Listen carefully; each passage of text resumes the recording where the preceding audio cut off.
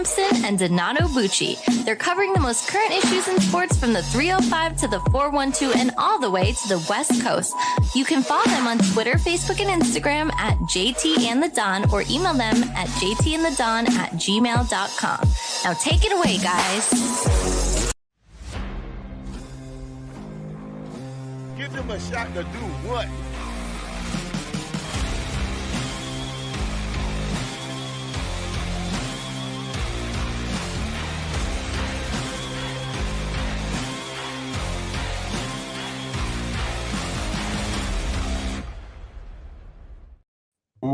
Welcome to the next episode of JT and the Don, presented by Give Us a Shot Network. I am the Don, Donato Bucci, and remember to subscribe to our podcast. We can be found on all of the major platforms and wherever you find all of your other favorite podcasts. And remember to leave us a 5-star review, as well as please subscribe to the Give Us a Shot Network YouTube channel. It is the JT and the Don annual MLB preview show for 2026, with the Yankees and Giants starting off on Wednesday evening, tomorrow evening. So before we welcome in our guest, let me welcome in everyone's favorite JT, Jimmy Thompson. How you feeling today? Good, man. I always feel the best at the beginning of the show because I know that's when you're going to be the nicest to me and say the one nice thing. After that comment, I know it's all downhill from there, so I know what to expect. It is, and I'm going to start with you right away with that because you claim you're a Florida Marlins fan, yet you're wearing a Toronto Blue Jays hat. So, pick a team. Are you a South Florida fan, or do you just root for whoever wins? You know what's the best thing about this show, and I'll say we're really both good at this. We're both always really prepared, right? And the one thing I know about you is you're going to use the same delivery every time. You know, if I wear some hat that you don't agree with, some shirt you don't agree with, you're going to have some slick-ass comments to say. So I came prepared, because you have everyone thinking that I don't like my South Florida teams. Marlins fan. I don't know if you can read what that is. That's the inaugural season book for the new stadium when it opened. I was there, by the way. Played the Mets. I got my Marlins gear. Got my Marlins shirt here. So is this enough gear for my team that I have possession of to get you off of my back, or do I got to do something else? Do I got to produce my World Series tickets? You got to wear it. You got a pirate shirt. If you don't wear it, it doesn't matter. So it doesn't matter. Welcome in a true fan. Let me welcome in a true fan. All right, in particular the Toronto Blue Jays. But you may have seen his fantasy work on Rotoballer, as well as Fantasy Pros, and he also has betting content at Lineups, and he still does his work for the Game Day NFL, and we've had him on before to talk baseball as well as fantasy football in the summers. So without any further ado, it's been a while. Let's welcome in Frank Ammirante. Frank, how have you been? Doing great. You guys are my favorite show to come on, so it's a pleasure. It's been a long time coming. Good to be back. And, I'm a huge baseball fan, so it's feels like Christmas time, man. Opening day is awesome. It kind of sucks because the first day, you've been amped up for waiting all this time, and you only get one game. But at least we don't have that one game overseas, then we got to wait another week. At least it's just the next day where we got more of a stacked slate. But great to be talking baseball with you guys. Yes, and thank you for coming on. We've missed you, and we're ready to be enlightened by our resident MLB expert and fantasy expert. So, JT, are you ready? Should we start firing at Frank here? Yeah, let's go, man. Less you, more of him talking. I'm all about it. All right, same. All right, so let's start, Frank, with the WBC, since it just recently concluded during the spring training, as Venezuela took home their first WBC title. It was in dramatic fashion in Miami with the go-ahead run in the top of the ninth inning. So they win 3-2 against the U.S. So let's focus on the USA team here. And sorry we beat Canada, Team Canada. But Who deserves the most blame for the USA not winning the whole thing? See, this question's tough because, in a tournament like this, especially with baseball, anything could happen. Venezuela's a good team. USA's got a stacked lineup, but even the best bats can go cold at any point. The bats did go cold for USA throughout the tournament. But if we have to pick it on a player, I'm going to pick someone who really wasn't there and only pitched against Great Britain, Tarek Skubal. Best pitcher in baseball. Come on. I mean, like, how much of a difference? Because obviously, Nolan McLean is good, but that could have been Skubal starting in that championship game. I get it. He wants to, it's a contract year for Skubal. Obviously, he's going to get paid, but he wants to be, I guess, extra cautious to try to get that big payday after the season. But it partly speaks to how the WBC is still in the early stages, the World Baseball Classic, of becoming, more popular even among the American players. Because if it was more prestigious, he'd probably be like, no, I got to play. So because it's still a new tournament, I guess you can expect Skubal's the way he handled the tournament. But if I have to pick one player, it'd be him. Just come on, man. Just save your start for the playoff game instead of against, what was it? It was against Great Britain, right? Yeah, it was. I think so. So why not save your bullets for that game rather than at the beginning? Yeah. So with that said, do you think it was more on him than the bats as a collective, though? I guess you could say the bats as a collective. It's just that for me, it's like with baseball, there's so many games and a really small sample, anything could happen. Even the best hitters can go on a slump. So I don't want to put too much blame on them. I'm not the type that's Aaron Judge is choking again. He's one of the best hitters we've ever seen. Sometimes in big moments, it just doesn't happen. But so I still got to go Skubal because he could have, like I said, pitched that last game as his only appearance. You could have went 3 with him and then 2 innings McLean and then the bullpen again. Yeah. That's who I would pick. That would have been pretty wicked to go him to McLean there, and then get into the bullpen. That would have been a tough 5, maybe 6 innings, right? If they each do 3, now you're 2/3 of the way through the game. So you had mentioned how the WBC is not really seen yet as a premier sort of tournament, or at least in the eyes of some of the baseball players at this point. So do you like the concept of the WBC, and should it continue? Yeah, I love the concept of the WBC. It was so entertaining. I mentioned how a lot of maybe North American players, USA Canadian players, it's not as prestigious to them, but in Latin America, in Japan, we saw it. It's huge for them. So I love the tournament. I think the more that as the years go by and it becomes more of a thing, people will, it will become more prestigious, especially to the, American players who right now, they're in spring training. It kind of feels off, they're ramping up and then they got to go to this tournament. Maybe as the World Baseball Classic grows in popularity, maybe it becomes a mid-season thing, like in hockey with the Olympics. Maybe in WBC years, they can just scrap the All-Star game for that year and then take a longer All-Star break. Maybe they can make the tournament a little smaller to accommodate that.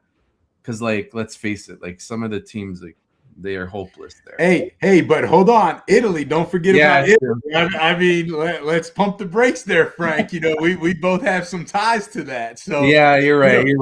Who would have thought that? But I was going to ask you, what, would you make any changes to it? Would that be the biggest change for you, is the timing of it and reducing the field? Yeah, because I feel like for changing the timing of it, if it's mid-season, everyone's ramped up, they're in their flow, they're in their routine.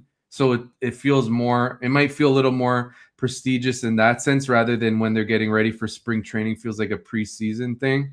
And then to accommodate that, because the argument would be well, how long of a break are you going to take for this tournament? I guess to accommodate that as a compromise, you can reduce the size of the field and shorten the tournament a little bit, where instead of, how many teams are there? No, I think there were like 15. Well, yeah, I mean, maybe. you got down to the quarterfinals, right? So you Yeah. know, the quarterfinals ended up being 8 teams, right? And they So took 2 from 16. each. So there were Something like 16. that. Yeah, there were 16, 4 in each group. Yep. Yeah, so you can maybe reduce that 2 groups of 4 maybe, and then Yeah. top 2 in each group advance, something like that, just to shorten it. Yeah, similar to kind of the 4 Nations tournament, right? Where it's going to go a week and a half to 2 weeks, but it's not a field of 16. Maybe you go with 8. You know, in that first group of 8 is, you know, I don't know, maybe a best of 3, and then it's single elimination for the semis and in the finals or something. But you know, I definitely like what you said there, and I agree. Like I was a big fan of it. I think, though, what helps, I will say this, and then, you know, we'll move on and talk some MLB here. I think the biggest thing of what made it successful was obviously the U.S. being successful and getting to the finals. But I think it was those games in Miami early on in the group stage with Venezuela, Dominican Republic. I mean, it's unbelievable. I mean, if all MLB games had that atmosphere, had that excitement, had that sort of fan participation, I think the MLB would be probably the best in-game sport to go watch, right? And I think the fans actually of that Miami pod actually made it what the WBC was, right? Like, because that's true.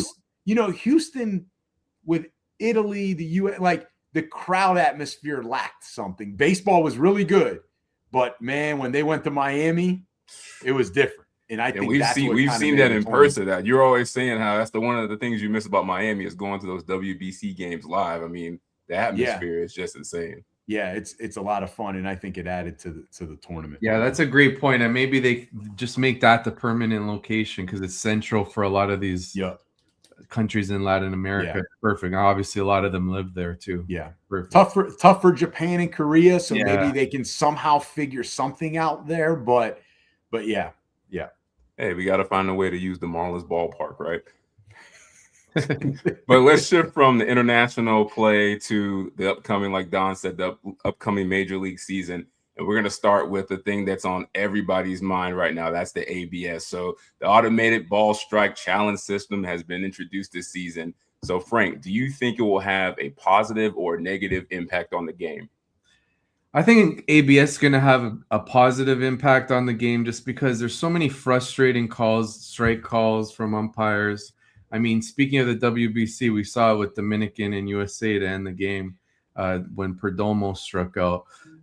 So having this system in place could be helpful.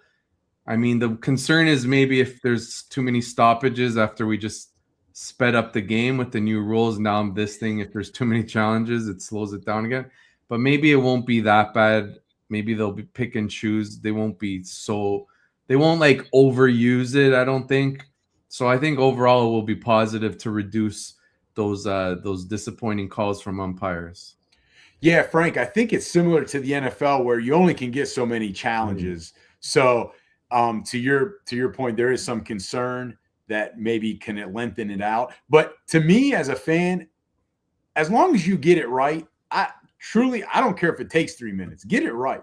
Like, get it right. True. And I think the most exciting part of the ABS is going to be similar to that Dominican Republic US game where game on the line, 2 outs in the ninth. It's a strike 3 on the outside corner, and everyone at home is like, that's not a fan of the team, pitching, is like, that was definitely not a strike. And they're going to use the ABS, and it gives, that team another chance because, yes, at the end of the day, you could go back and say, hey, like, you should have won the game in the first 8 innings. That can always be said, right? That's coach speak. But I think more so in baseball, more importantly, that might be true in football and soccer and other sports and basketball because there's so many different calls. But game on the line, you want the proper strike or ball, right? Like, that batter, you can't get that at bat back. You say this until that costs your Pirates a game, a big game that you've been waiting for like 30 years. Listen, I know. If we're in a big game, the first time ABS overturn call goes against something that's either going to hurt your fantasy team or it's going to hurt your Pirates, my phone is going to be blowing up about, oh, why would you even challenge that? I already know you're going to be a fair weather fan with this. Listen, in terms of the Pirates, if we're even in a big game, I'm already happy. It's going to be even worse. It doesn't matter. I'm already going to be happy. We would have already won at that point just being in a big game. Now, you talking fantasy? Well, that's different. Fantasy is not real life. So, yeah, I'm going to complain. You keep saying that, but somehow it keeps making it into the shows that aren't about fantasy. It's not. But we'll see. It remains to be said. But let's go to another big storyline this offseason is, honestly, I think this is probably the most unconventional move of the offseason was the hiring of Tony Vitello as the San Francisco Giants manager. Now, the reason why this is unconventional is he was the manager of the Tennessee Volunteers in college, and he becomes the first manager to be hired without any major league coaching experience. So, Frank, I want to know, one, what are your expectations for Tony in his first year? And what does this look like for his career, going forward if he lasts as long as we think he will? I'm excited for this just because I feel like having a new, a manager with no big league experience like this, but he's from the college game, like it might be bring a fresh perspective and could help the Giants. Like I was looking at them, last year, the Giants ranked 29th in stolen bases, and with the new rules easier to steal, they got some guys that could run more than they have, like Young-Hoo Lee. He's got some speed. Elliot Ramos has some speed. Maybe with a new young manager like Vitello, they're more aggressive on the base paths and they can generate some more offense that way. And I've listened a lot on the Athletic rates and barrels. Sarah said how maybe more teams are going to even try to embrace the new rules and be more aggressive on the base paths. A lot of them hiring first-year first base coaches, just that might, be more used to the new rules, having just brought up in it. And we saw with the Mets, and last year they had a first base coach, Anton Richardson, and he helped Juan Soto get to 38 steals. Soto's previous career high was 12. And now Richardson's on the Braves, so that could be good for Acuna running.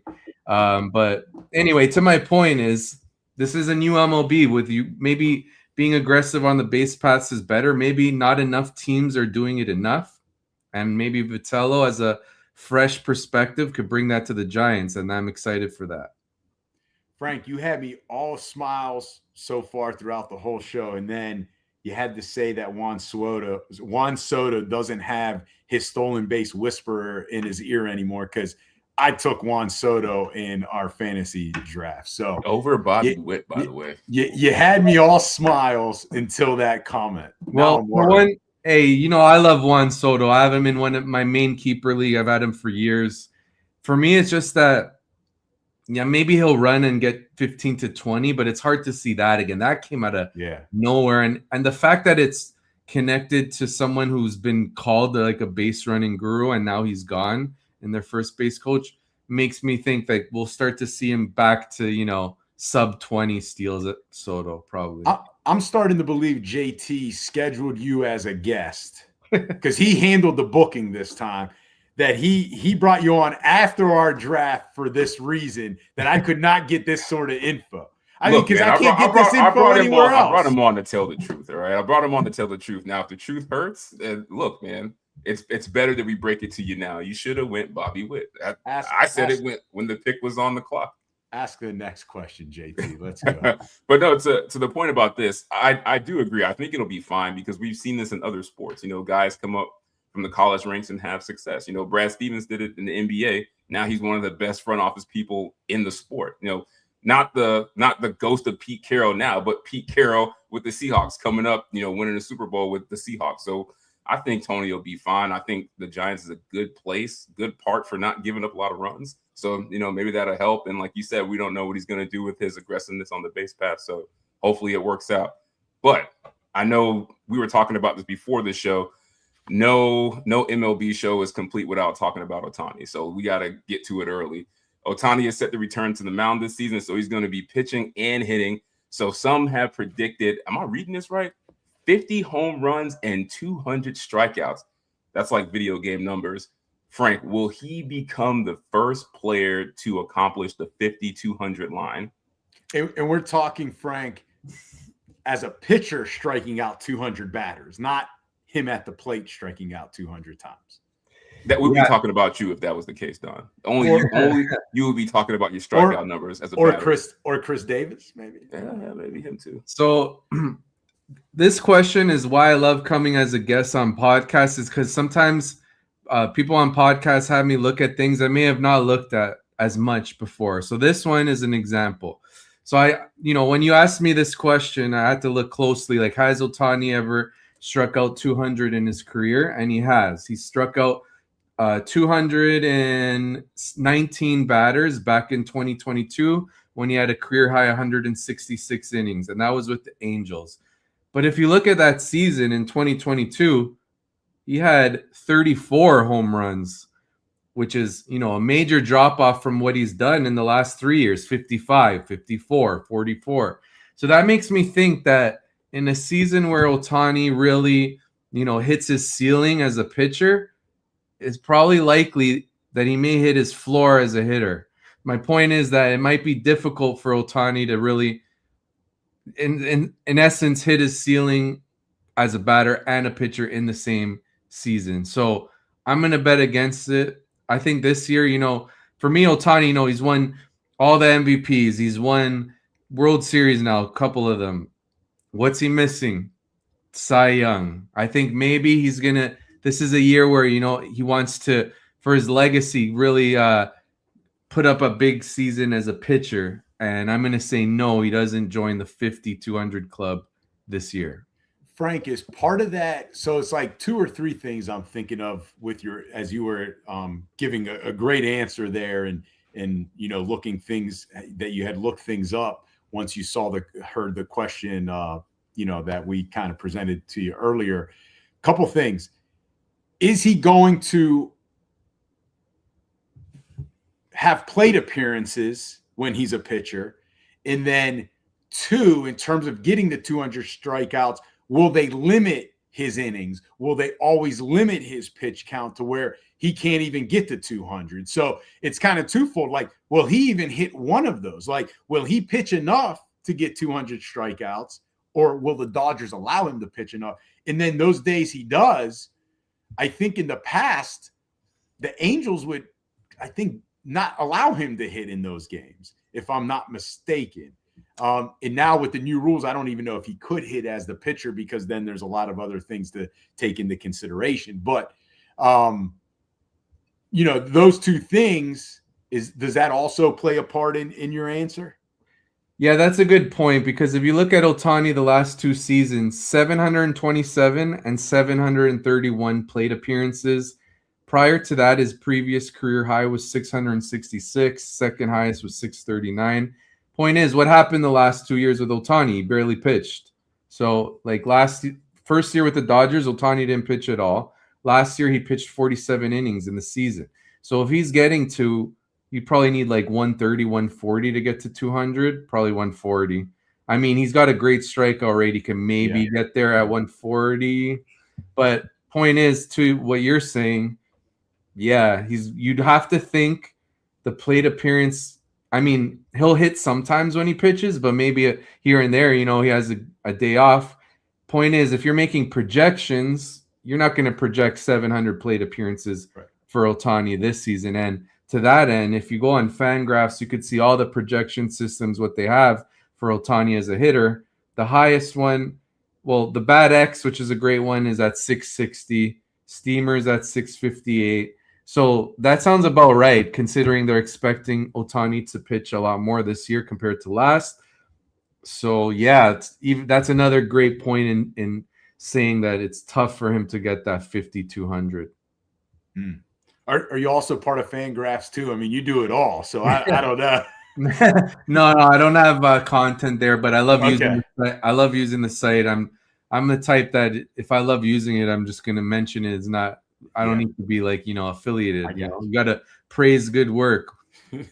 I got you. All right, so this is why everyone's here. No show is complete without predictions. So this is usually where Frank looks like the expert that he is. Don looks like he should never be invited to make these again. And, we have fun and we see how we do.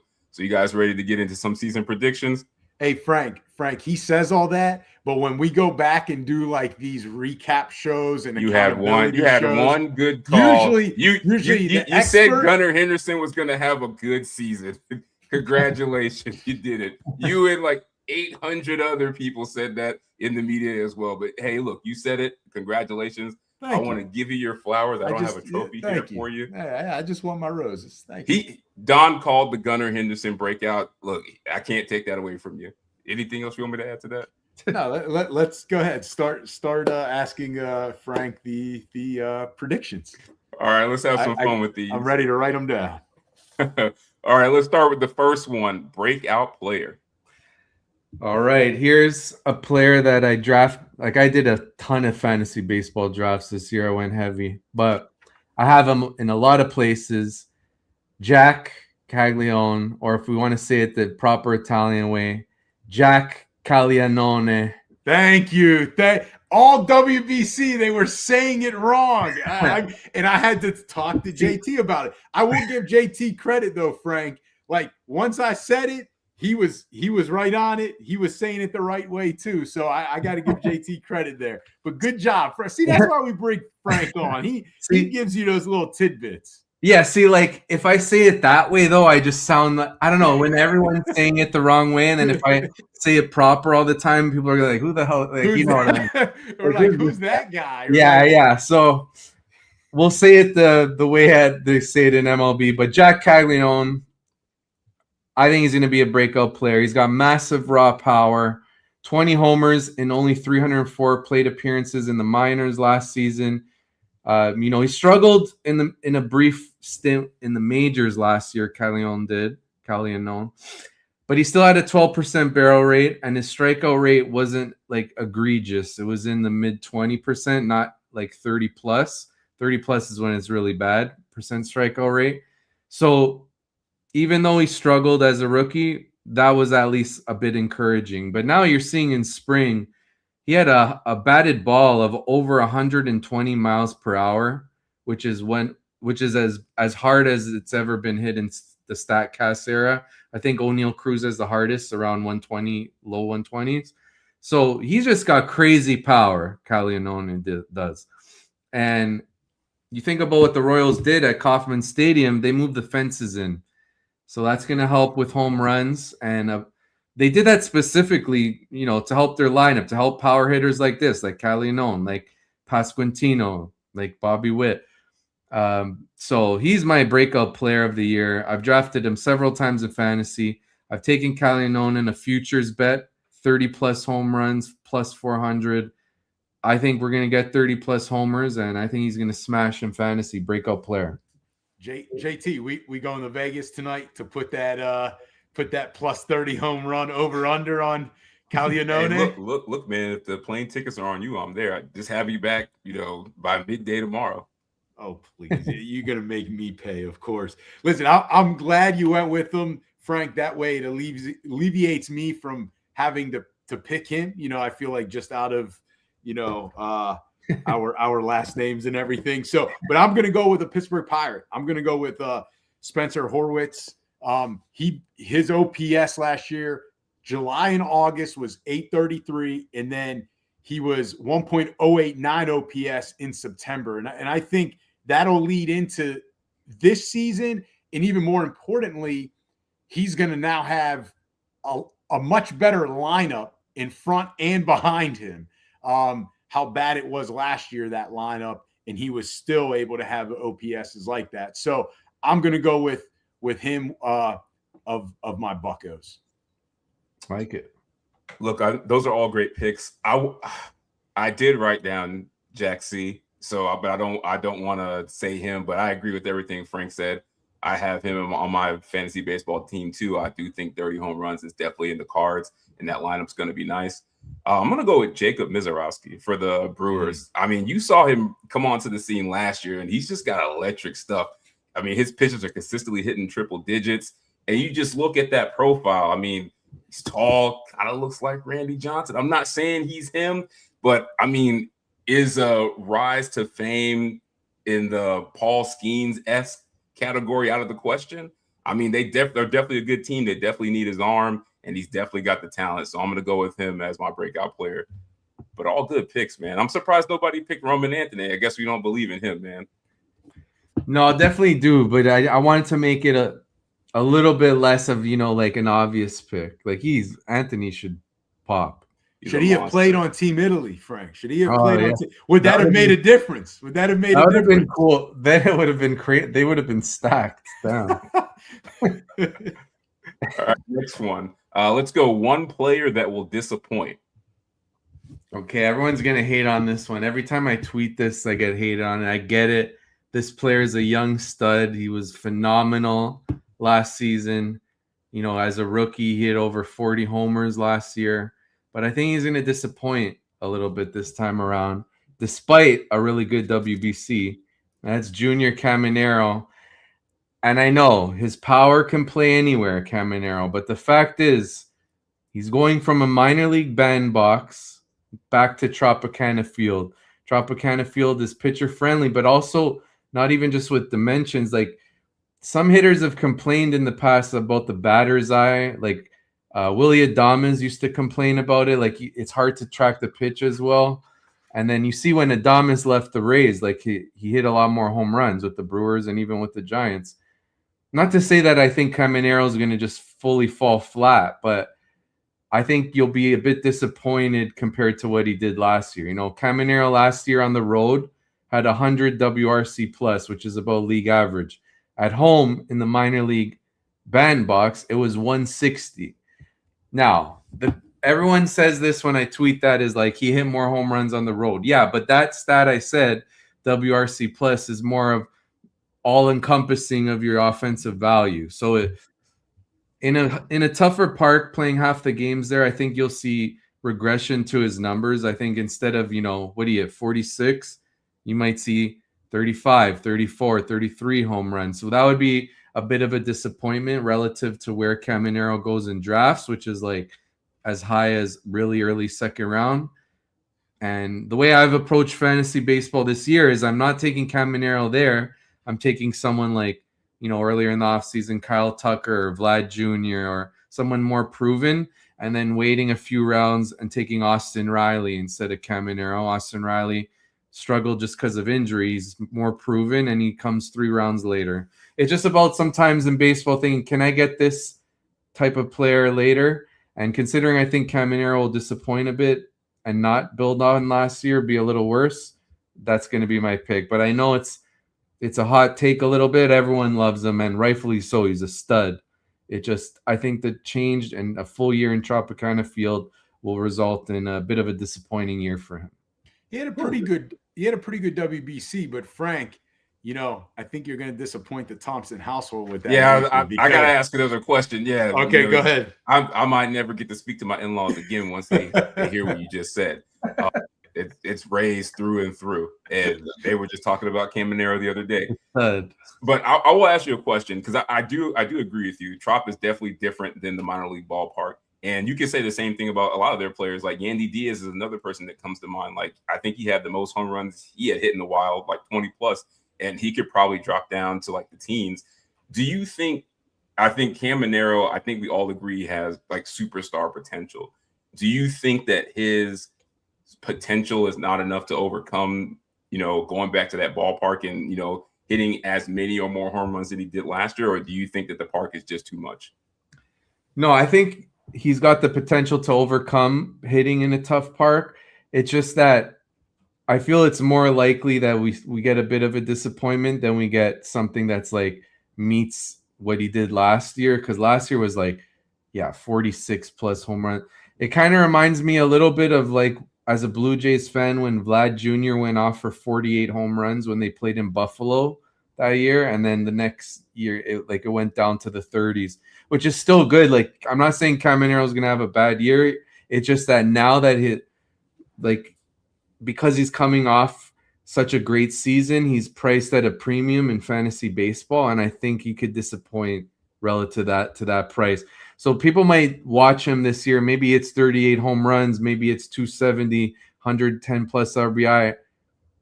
But like you could have got a guy that went like 30-30 hitting 300, you know what I mean, where he goes in fantasy. So it might not look just from numbers as disappointment, but when you consider where he goes in fantasy baseball, that's how I view it as a bit of a disappointment, what I think Caminero will do.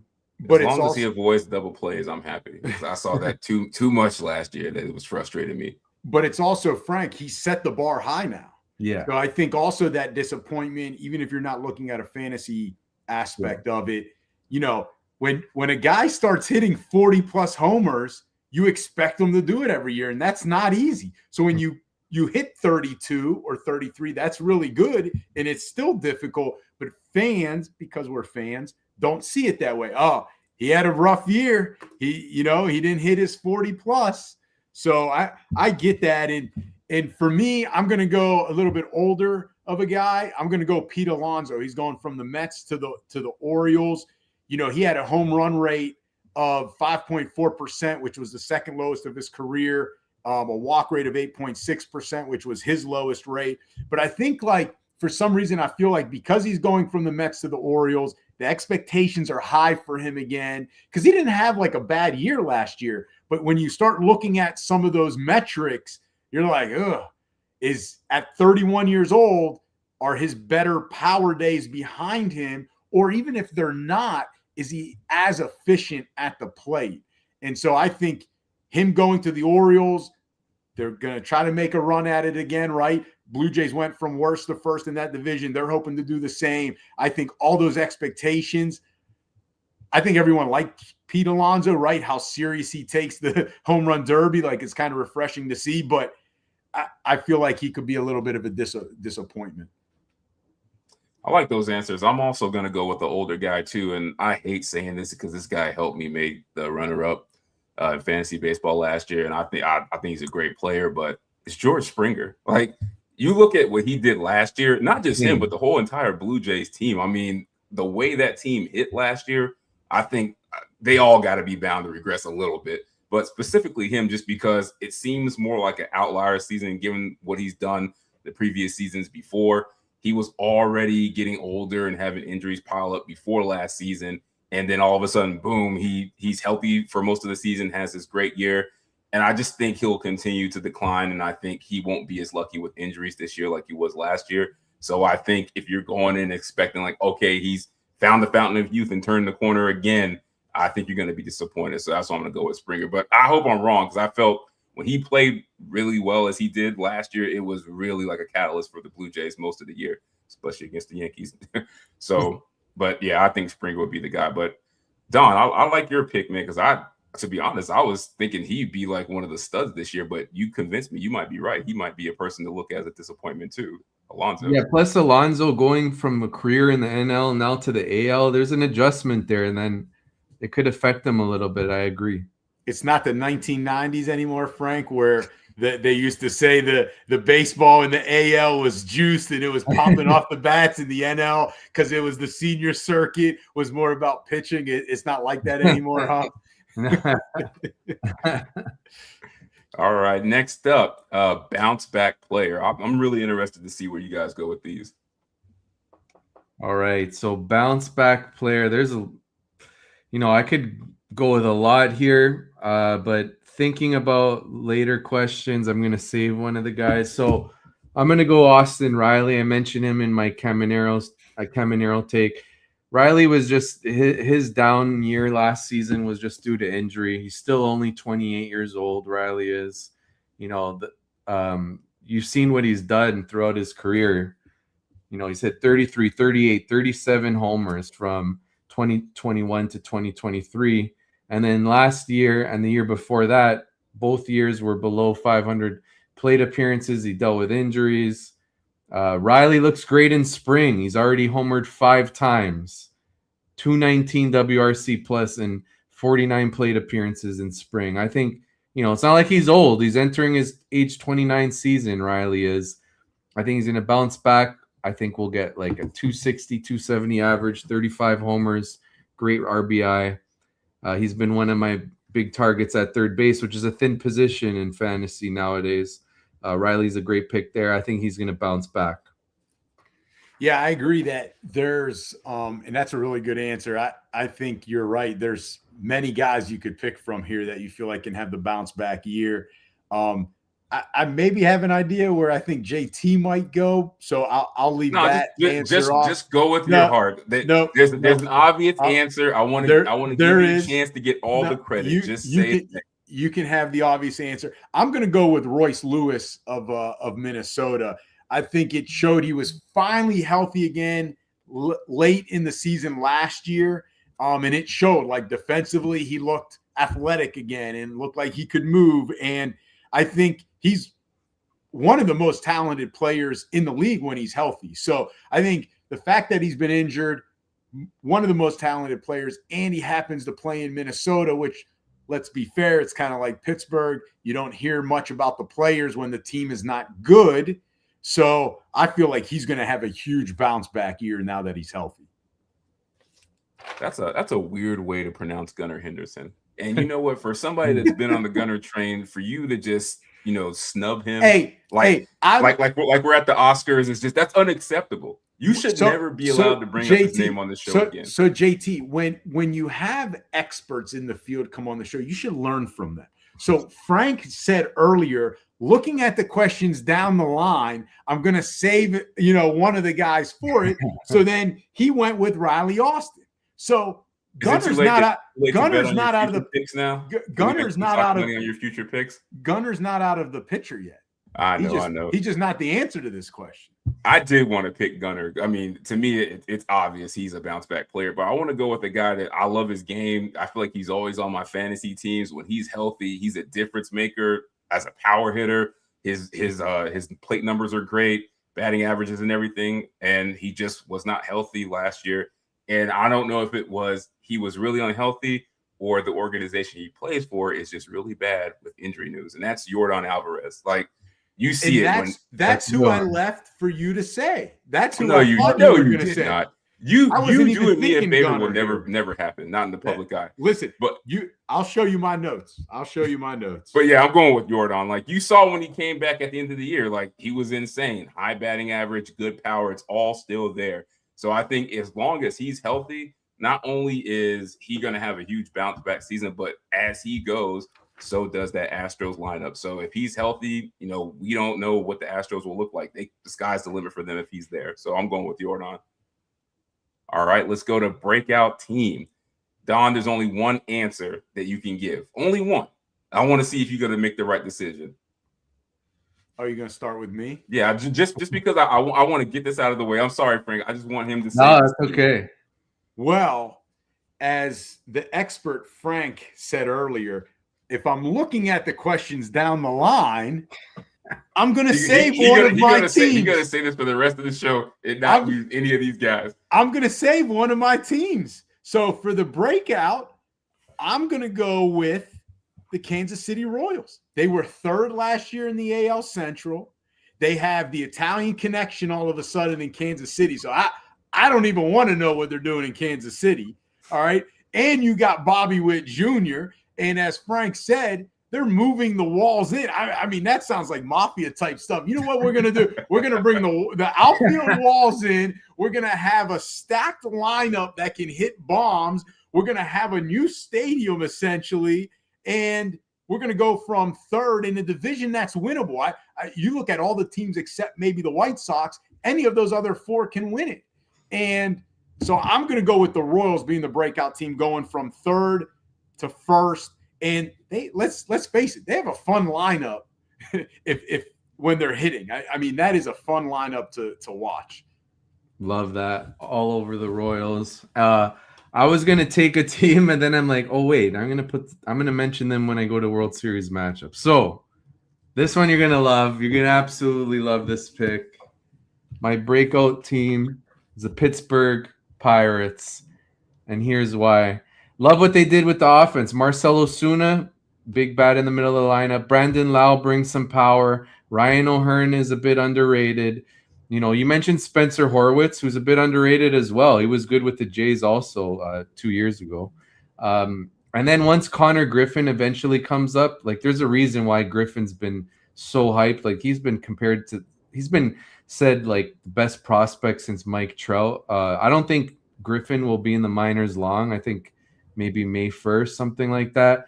And just to put into context what Griffin did in the minors last year at 19 years old, like 20 plus homers, 60 plus steals, like he could just make a major impact, and I think he will. So to that end, the lineup is much improved. Then you look at the rotation for the Pirates, obviously Paul Skeens, but Bubba Chandler was considered the best pitching prospect in baseball coming into last year. He disappointed. I think part of that was because they took forever to call him up, and he's like, you know, you could get disillusioned. Why am I still here in AAA? Like, what else do I need to prove? And then Chandler came up. He had a bad outing. He got allowed 8 runs or something. But his last 4 starts of last season were quite good. I think he's got a lot of upside. I think Chandler could be good right away this year. It gives them a 1-2 punch with Skeens.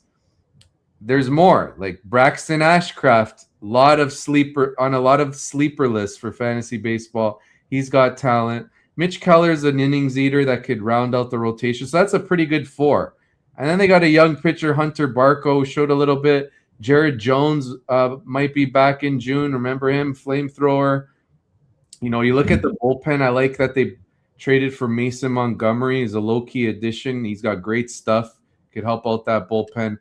And you think about the NL, you think about the playoff system with how it is now with extra team in there. Like, look at the Reds squeaking in on a late hot streak. Wouldn't surprise me to see the Pirates squeak in. Like, even with the division, you know, the Brewers are great, but they lost Freddie Peralta.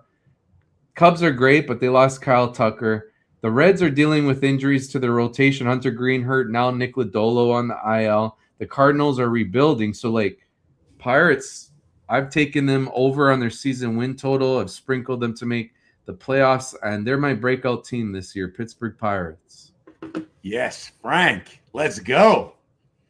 Do I get to ask the question? Are you sure you didn't bring him on here for that specific reason to hype up your Pirates? I don't know, but he timed that perfect. I mean, I got my new gear for the year, so that was a great answer, Frank.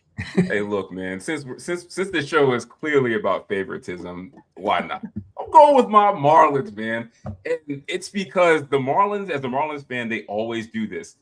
Years of terrible play, and then once they get a young core out of nowhere, then things start to get exciting, and they do. And you look at that bullpen, they got Yuri, Max Meyer, who those guys are finally healthy, young, talented guys. Alcantara, who's everyone's saying is going to be back now after, he's 2 years removed from Tommy John's, and he already has a Cy Young under his belt. So if those 3 guys are healthy and pitching up to their potential that everyone thinks they have, I mean, are they up there amongst the top 10 trio of arms in the league? I think so. And then you look at the bats, Xavier Edwards, Augustin Ramirez. I know he's hurt, but Kyle Stowers kind of came out of nowhere and showed some ridiculous power. Connor Norby, Otto Lopez. There's a whole bunch of guys that are young, talented. And I felt like last year you started to see signs that if they all put it together at the same time, they can be one of those teams that really surprises you. So I'm going with my Marlins. If everything falls into place, everyone stays healthy, everyone takes the next step and plays up to their potential, I can see them making some serious noise this year. JT, not to burst your bubble, and I don't want to be a hater on your Marlins. Go ahead. I would say that's a good answer, but I think the biggest thing for them is that's going to be a better division than it was a year ago. Of course. Right? I mean, it always is. The Braves have always been there. The Phillies have always been there. I know that. Acuna back, Atlanta will be back. And let's face it, I mean, the Nationals were atrocious at 66 and 96. And I think that they get better, right? Like they've developed, they'll get better. And the Phillies and Mets will be what they are. And I think that's where all the other teams are kind of ascending. And I think that's where it's going to be difficult for the Marlins. And I just have an unfortunate feeling because normally you're right. When they build this core, all of a sudden they come out of nowhere. But they always come out of nowhere. But they don't have those. The odds seem heavily stacked against them. But it's always some team that you're like, how the hell did this happen? And it's like, why not us? It seems like they're becoming one of those organizations that are good at getting more out of players. Like, speaking of Stowers, like he was just in the minors with the Orioles. He had some upside, but he wasn't really doing much, and they went and trade him, and look what happens. You know, Jacob Marcy came out of nowhere. He did pretty good. He's got speed. The Marlins brought in Pete Fairbanks, stabilized the back end of their bullpen. Hey, you never know. And then even they have couple young arms coming up. Robbie Snelling, they got from the Padres in the – I'm trying to think which trade. I think it was Tanner Scott a few years ago. And Snelling has got a lot of upside. They got another young pitcher, Thomas White. Hey, you never know. They can surprise for sure. I've seen even on I think I saw Ken Rosenthal hyping them up on one of the podcasts. Hey, they could be sneaky. Mm-hmm. Just enough to make it annoying. That's what I'm talking about. Yeah, I could see that. All right, so this next one is crazy. I want one hot take or bold prediction that will get this show banned. And I want the ridiculous of most ridiculous. Okay. Let me think of this one here. This one is tough. All right. A lot of people hated on this one when I put it as an idea for a bet. So maybe this one is hot take enough. I basically said that you did a parlay on DraftKings where you pick Ronald Acuna to win MVP and Ohtani to win Cy Young. And people are like, if Ohtani wins Cy Young, he's winning MVP. Like, what are you saying? That's kind of bold. Like, that's crazy. Because if he's pitching that good, like as a hitter, what he's done, Ohtani, he should win MVP, no problem. But here's my take. Like, Acuna is fully healthy now. He's running wild. He ran wild in Venezuela. Like I mentioned earlier on the show, the Mets first base coach is now with the Braves. He lets them run wild. Acuna is a further year removed from the torn ACL. So I think he could steal 50 plus again. And what if he hits like 35 homers, steals something like 60 bases? Braves are depleted with injuries like Schwellenbach, Strider, all hurt. They need to be carried by their offense. So what if that happens? Like Acuna has a year like he did a couple years ago. And then Ohtani, just like we said, focused on getting that Cy Young, like driven to have a bigger year as a pitcher, but still doesn't win MVP with Cy Young. The voters are like, hey, you know, Acuna had a big year too. Let's give Ohtani the Cy Young, and then we'll give Acuna the MVP this time. If you parlayed that, I think it's like a 100 to 1. No, it's something crazy. I'll get the odds in a second that I posted. The point is, it's still, I know it sounds like it's not that bold because I'm just saying Ohtani, Cy Young, and Acuna MVP. But the way I got like replies when I posted that, it makes people like they think it's crazy. And I got it at 402 to 1. It was, yeah. Acuna MVP, Ohtani, Cy Young. So it's plus 402? It's plus 40,200. Wow. Yeah. Wow. So it's bold. So the bold take is Acuna MVP, Ohtani, Cy Young, same year. So Frank, I was going to ask you what the odds were because JT and I were going to Las Vegas right after this show. We're really not, but we should after hearing those odds. All you got to do is buy the plane Frank, ticket. Stop being so cheap. And Frank, open up the budget, man. You got the 4-year contract extension with Give Us a Shot Network. So my money is my money. Remember that. So with that, $100 wins you 4,200. I mean, right? I mean, plus 4,200. So that's amazing. And if Frank says it's 40,200. Hold on. Sometimes I get confused. Let me see. 40,200. That's what it is. Wait, per $100? Yeah. Let me see. Or 1,000. I think that would be 1,000. Yeah, hold on. I gotta pull it up. We'll come back to it. Right, but it's long shot pick. Okay. I don't know. Sometimes I get all funky with the math there. Okay. So while you look that up, I'm going to give the bold hot take, which may shut down the show. But Frank alluded to it earlier. My Pittsburgh Pirates win the NL Central. And I think it's possible. Like, I do believe it's possible if everything falls into place for them, they win the NL Central. They could. We still on air? All right, we still on air. See, we good. I was making sure they didn't cut the power yet. You know, that was kind of ridiculous. I like it. Hey, we said about the pitching, and the offensive upgrades and Connor Griffin coming up. Plus, I didn't even mention you got to think there's a sense of urgency from the Pirates. You know, you can't keep wasting these Paul Skeens years. Like, he's a generational arm. How long do you think he's going to stay? Like, right. So you got to make a push. And I think, hey, but back to the parlay, like I put on mine, it would be $10 to win 4K. So if you, if you put 100, it would be 40. Yeah. Wow. So it's a big long shot. I get it. People are like, if Ohtani wins Cy Young, he's probably going to win MVP. But the way I look at it is like maybe a little bit of voter fatigue. Maybe Ohtani has a year like we mentioned with the Angels when he had 30 home runs instead of something like 50. Acuna would have to go off, but I get it. Big long shot, but hey, we needed a bold prediction for that one. Really bold. Hey, we need money. We always need money.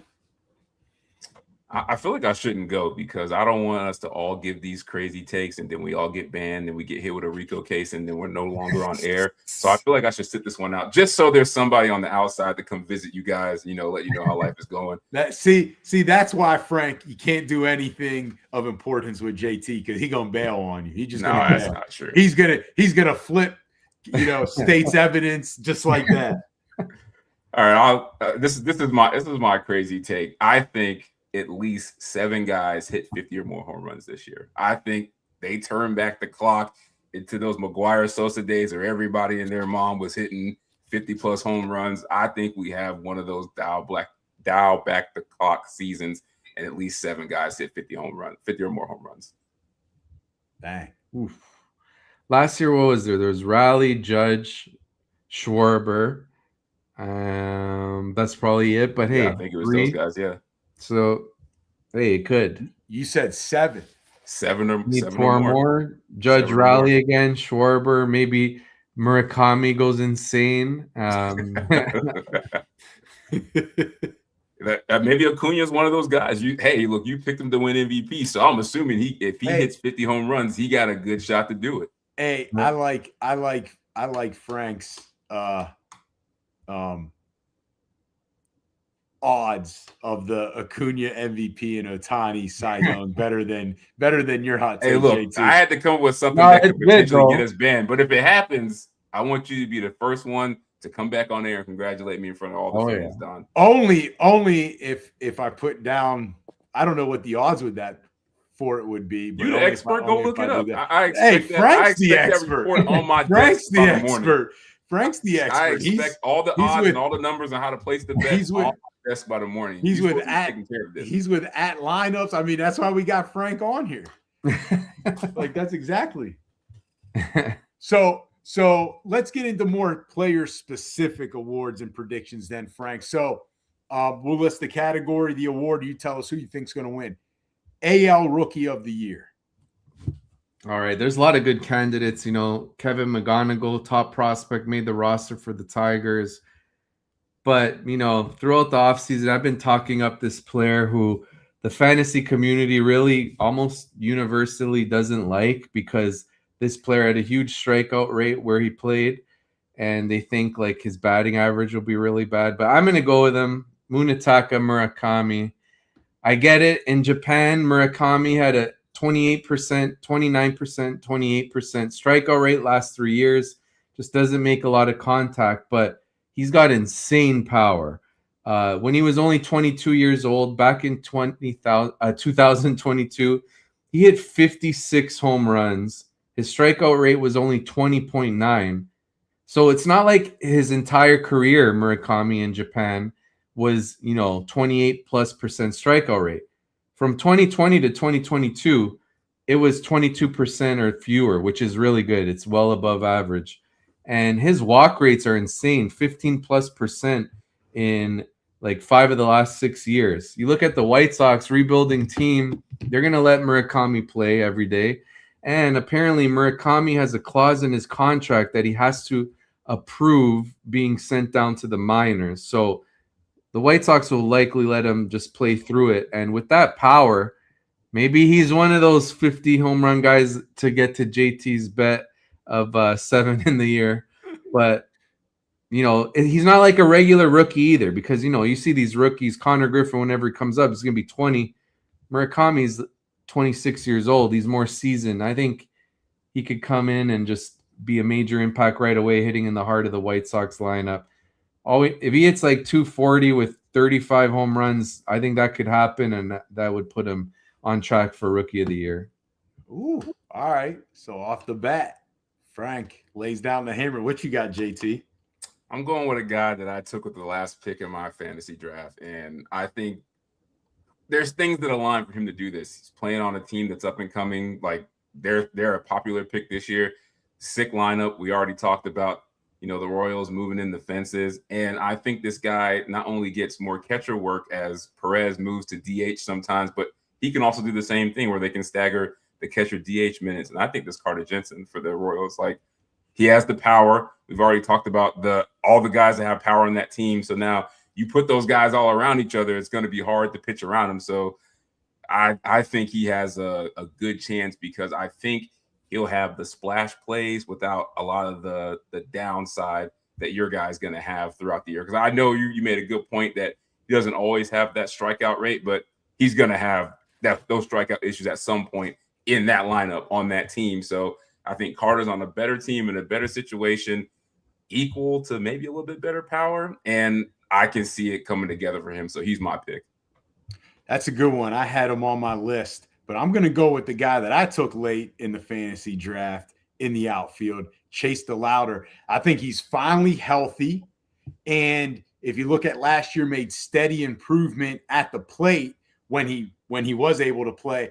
And I think that's what I like about him, whereas like we've seen like even Jensen, right? Like he came on strong at the end of 2025, but how many games and at-bats did he really get? Where I think DeLauter, I think, has shown that steady improvement, and now he's ready to like make that big jump, which, Jensen and some of those other guys have to live up to these expectations, whereas DeLauter can kind of fly under the radar and have that big year because, he's going to start in the outfield for the Guardians. So, Frank, NL Rookie of the Year. NL Rookie of the Year. This one's tough. If Connor Griffin, we talked highly about him, but you know what? I'm going to pick someone who – wait. I'm going to make sure. Sal Stewart still counts as a rookie, I'm pretty sure. We're going to go Sal Stewart. He does because you took my answer. So go ahead. You better give a great explanation here. I was going to go with Connor Griffin, but then I'm like, he got sent down and we don't know. Hey, we never know if it'll take too long to get called up, even as much as I think it'll be quick. The Pirates are notorious for that. Sal Stewart in the minors last year / 309, 383, 524, 20 homers, 17 steals in 118 games. He's been mashing in spring, 609 slugging percentage, 3 homers, 4 steals. The report came out that Terry Francona is ready to throw Sal Stewart in the fire, hitting him at cleanup. And in that Hitter's Park, Great American Ballpark, with Ellie in front of him, Matt McLean looks great in spring. He's a guy we could have mentioned as a bounce back. Sal Stewart, he's just been glowing reports as just being a polished hitter who's, doesn't strike out too much, makes good contact, hits the ball hard, generates power, versatile. I think he's gonna really pop and win Rookie of the Year. Yeah, JT, I'll just piggyback off of that because that was my answer. And I know he had a limited sample. I think 18 games. That's what still makes him eligible. He hit 5 homers, 839 OPS, but the same average exit velo. I know that's kind of a taboo word, but exit velo as Aaron Judge. So it shows you he hits the ball hard. And like Frank said, in that ballpark, and the Reds are, again, one of those up-and-coming teams. So I'm going to go with the guy that I drafted, Sal Stewart. JT, who was got? That you? Okay. It was me. Don't worry about it. Don't look at my I roster. was wondering who took him. Don't look at my roster. All right. I feel like two most annoying franchises when it comes to anything rookie-related are the Pirates and then the Orioles. So I'm going with a guy, and you already mentioned him. He's on the opening day roster. The team needs him to be in the opening day roster and be an effective player for them. I'm going Bubba Chandler. You just said he was the number 1 pitching prospect just last year.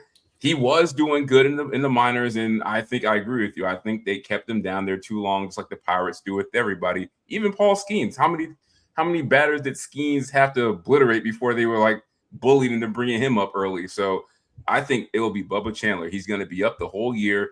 He's going to be SP3 at worst for them. I think that he is the difference maker if you guys are going to be good on that, this Pirates from worst to first, maybe win a World Series, make some noise in the playoffs. Bubba Chandler got to be the catalyst for that to happen. So I'm picking him as my Rookie of the Year. All right. I like it. I mean, that's why I'm wearing the shirt. Nah, don't put the shirt up. You were too scared. You haven't picked the Pirates player to do anything. Come on. Wow. We're going to get there. We're going to get there. I'm building up the suspense for you. We're going to get there. So, Frank, AL Cy Young. All right, AL Cy Young. We're going a little bit bold because it's not Skubal, it's not Crochet. I'm picking Cole Ragans. Ragans had a really injury-plagued season last year, but when he did return, he showed that his stuff's still there. We see pitchers return from injury and show skills decline, they need time to get going. Look at Spencer Strider last year. That wasn't really the case with Ragans. I know listeners might see the ERA 4.67, but if you look at the advanced stats, the best ERA indicator stat is Sierra, and Cole Ragans' Sierra last year was 2.52. To put that into context, it's not much worse than Skubal. And Cole Ragans last year, his strikeout rate was 38.1%, which is insane. That would have led the league in qualified starters. He gets a lot of whiffs in the zone. Right now, he's healthy. Obviously, there's injury risk, but if he could stay on the mound, Ragans, I think he's in contention for this award. He could just be as dominant as Crochet or Skubal at times. And to the Don's point about the Royals, I'm high on them too. I think their lineup's going to be good, but I think Cole Ragans is going to be a big part of it as well, why the Royals break out this season. And I agree that they win the division, the AL Central. I think Ragans going to be a big part of that. He's got the stuff to make it happen. And hey, he's thrown 180 innings a couple years ago. He could do it again. That's my pick. Love it. I love it. Good one, Frank. JT, who you got? Follow that up. Follow that one up. We should just skip you, JT. Impossible. So we need a commercial break first, and then I'll go. I'm going with a guy that I picked up on the waiver wire before opening day 2 years ago, and I've just been riding the wave ever since. And he's one of the best pitchers in baseball. It's Garrett Crochet. I think it's him. I think we're talking about possibly 300 strike upside. I know it hasn't been done in a minute, but if anybody can do it, he's one of the guys that can. I think that Red Sox team has a lot of positive things around them now that Devers is not there. So I think that allows them to be a better team. It's a good park for pitchers, in my opinion. So I think he's going to be the Cy Young pick. I'm going to go with a little bit of a sleeper. I know JT went with one of the favorites because that's his guy. I'm going to go with Brian Wu of the Seattle Mariners. I think he just needs to stay healthy. If he can stay healthy, I think he wins the Cy Young. So one pitch Wu. Hey, I think he wins it. I feel like you can say that about any of the Mariners pitchers because they all have injury like waiting to happen scenarios. Like Gilbert, all of them. I said it was a sleeper. Not saying it's going to happen, but I'm going to go with the sleeper on that one. NL Cy Young. There's only one answer. If you don't give that answer, we're just going to move on to the next. It is for all three of us. Go ahead, Frank. Don't disappoint me. You've been good so far. You've been great. I talked about that bold prediction with the Acuna MVP Ohtani Cy Young, but for this pick, if I want to do a prediction rather than just, a long shot bet, obviously Paul Skeens is the heavy favorite. We saw what Yamamoto did in the World Series. He's unhittable, but I'm going to go with Christopher Sanchez of the Phillies. And really it comes down to he's an innings eater. He could get to 200 innings, induces a lot of ground balls. He's got a crazy changeup, so you could get to 220 plus strikeouts, plays for a World Series contender. So I know wins are outdated, but sometimes that could inch into the voters' minds. And so playing for a contender like the Phillies could be helpful for Sanchez to win this award. just got a fresh new extension. You know, in fantasy, like in a lot of leagues, he's right next to Yamamoto, but at least with Sanchez, you don't have to worry that the Phillies will, limit him because the Dodgers just are so stacked. They have that luxury. The Phillies, Zach Wheeler is a question mark. I'm hopeful about his return, but he's still a question mark. Luzardo's good, but like Sanchez is the ace and they need him. So I don't think you have to worry about, any limitations like you do with Yamamoto. So if I'm picking a non-Skeens pick for Cy Young, I'm going to go with Christopher Sanchez. All right. JT? Oh, man. I'm not going to do the low-hanging fruit because I'm just going to leave that in atmosphere for, somebody to make that pick. But I'm going to go with the guy that I feel like gets overlooked, even though he puts in the work and puts up the stats. He led the NL in innings pitched and strikeouts last year, and I just don't know what he has to do for people to take notice that he should be higher on the odds list, and that's Logan Webb. Like he does this all the time. He's durable, he's reliable, he can go deep into games, and he's gonna put up the numbers. I think the Giants will be better this year because I think some of the new additions they got last year were taking time to adjust. Adames didn't start off as great as he did last year. They got a rise also coming in. He's a great hitter. And then Devers came there midseason. I think he took a little bit to get going and to get used to hitting that park. So now you got those three guys, and I think that leads to more wins, which leads to more notoriety, which leads to more love for Logan Webb. So I'm picking him. Good answers, guys. Good answers. There's only let me turn this off because I got to hear a love fest about this guy. There's only one answer. His name is Paul Skeens. He pitches for the Pittsburgh Pirates. Next question. Frank, AL MVP. AL MVP. You're going to hate this one because you passed on him in your fantasy baseball draft. It's going to be Bobby Witt Jr. Don't do that to me, man. What's not to like about this 25-year-old superstar, a 300 hitter? He could hit 30-plus home runs. He could steal 40-plus bases. We mentioned about the fences moving in at Kauffman. That could help Witt get to 40 homers for the first time in his career. But if he goes 40-40, hits 300, I think he's a great pick. I went with both Royals as my prediction. If you want an alternate to switch it up, I do like Gunnar Henderson a lot because I think the Orioles are going to really pop off this season. I'll get to them when we talk about the World Series. But, Gunnar Henderson, 2 years ago, 7 WAR. He had 37 homers, 20 steals. So he's another good option just to switch it up so I don't just go, both Royals. But I really love Bobby Witt this year. I have him number 1 in fantasy baseball. I think he's going to just really pop. Most leagues you have to pick for the week or just have them separate for Ohtani, pitcher hitter.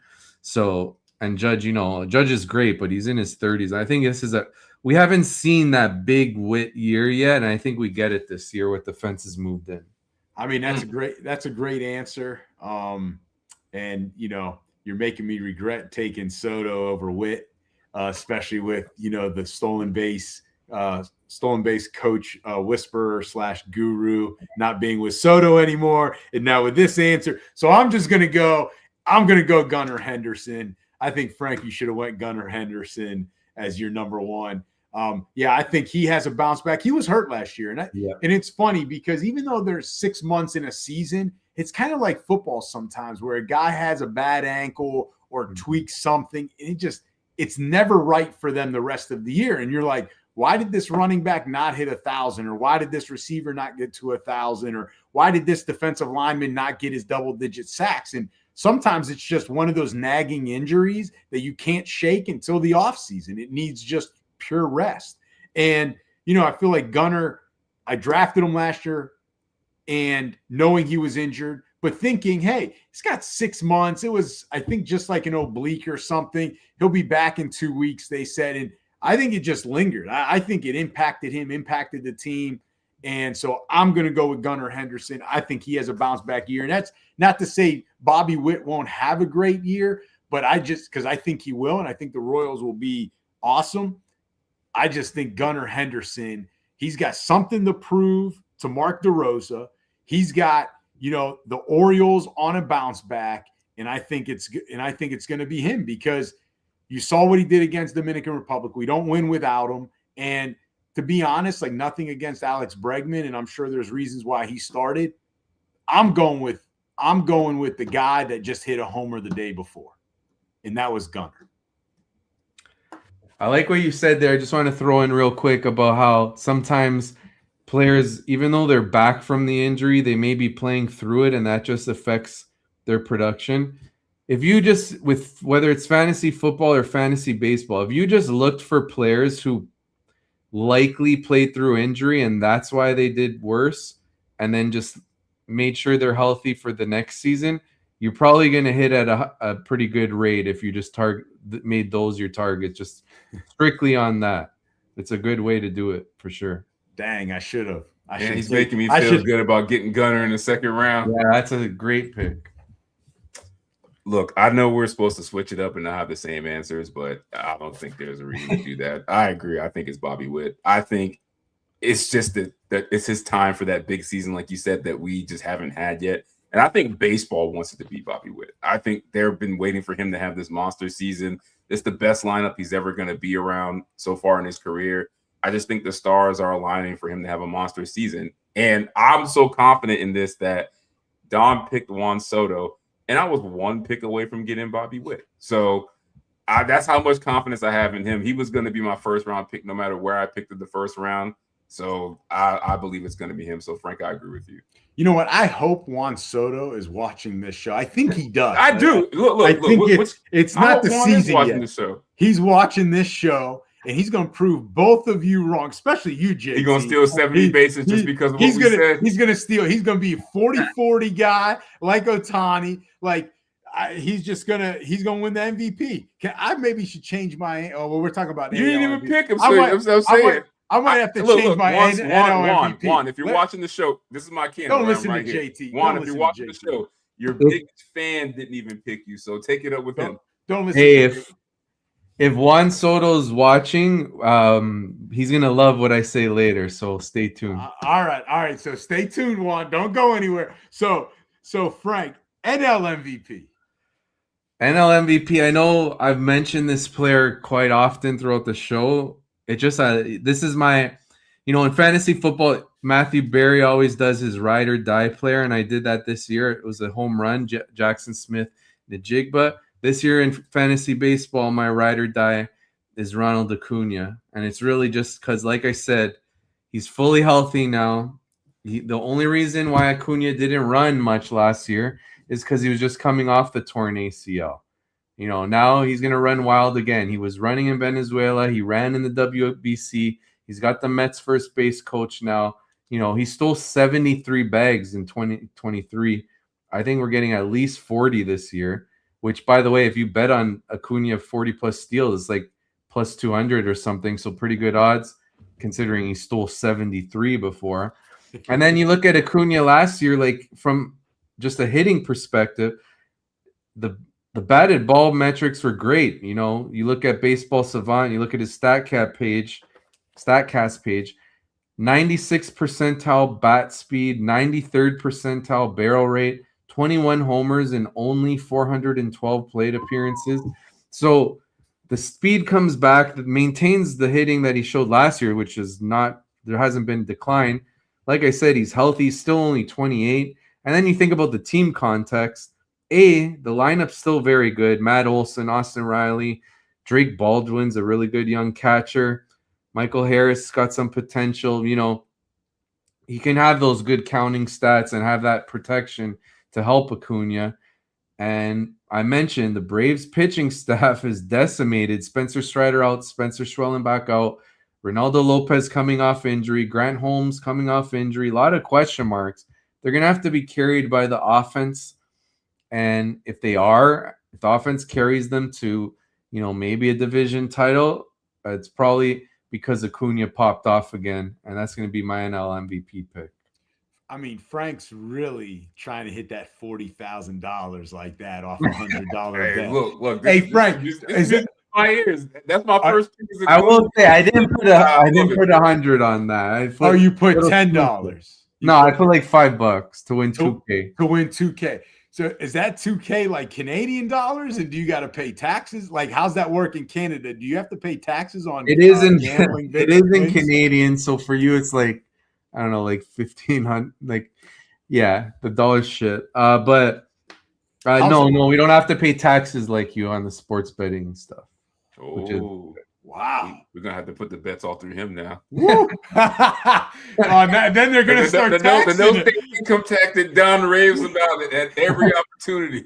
We found the no state income tax right here. The Canadian government's watching right now. It's like, you know what? We got to change our laws. We got to start taxing on gambling victories. Okay, we get taxed enough on other stuff like crazy. I'm sure you know that. I got you. JT, who do you got? Look, I had my original answer, but I'm going to switch it up. It was Acuna, and I agree with you for everything that you said, Frank. It just seems like he's going to return to what we're used to seeing, like that special player that just puts up insane stats that, you have to make it an MVP. But I'm going to go with the guy that I think the baseball community low-key wants to see this happen. And I think if this team has success, they'll find a way to give him the award. And also, at the end of the day, Don gets what he wants. I'm going to say it's Paul Skeens. I'm going to say Paul Skeens is the MVP. If the Pirates are as good as you guys say they're going to be, worst to first, he got to be the catalyst and the reason why that is happening. So I'm assuming he's pitching heavy innings, high strikeouts, wins finally, because that team is actually stringing together some victories like you guys said. And then this is what put this on my radar. And I'm like, you know what? He's my second pick behind Acuna. WBC showed me that he is the best player in the world because they saved him specifically for that moment, and he did not disappoint. One mistake he made the whole game, and that was it. Paul Skeens is the reason why we ended up where we were at the WBC. He is the best player in the world, talent-wise, and I think that if the Pirates are as good as you guys say, he'll be the MVP. One quick thing, because the listeners may be like, has a pitcher recently ever won MVP or anything like that? And that was something I even overlooked earlier. Like, I thought it hasn't happened in a while, but it's actually surprisingly not that long ago. 2014, Clayton Kershaw won MVP, and Justin Verlander won it in 2011. So just an added tidbit to your point there for the listeners, because I'm sure lots would be like wondering that. And yeah, to the surprise, it isn't that rare, like as rare as you would think. I was wondering that too. Good tidbits there, Frank. And JT, listen, I gotta love the pick. I'm a Pirates fan, even though it's coming from you. Even though it's coming from you, I gotta love that. And let's be real, I'm being realistic as well. I would love to pick somebody like a Yuri Perez, but I mean, he got to show me he can go more than 5 innings, majority of the season before I got faith in him. So that would be my only thing is, obviously, we've seen Skeens win a Cy Young. I think he's going to win it again. My concern of winning the MVP will be, will the Pirates allow him to pitch enough for the voters to say, you know what, man, he goes into the 7th inning a lot. He goes into the 8th. He's had some complete games. Because I wonder, without looking it up, if we go back and look at Verlander and Kershaw, how many complete games did they have? How many times did they get to the 8th inning? How many times did they go 7 innings without allowing a run? That's probably a lot.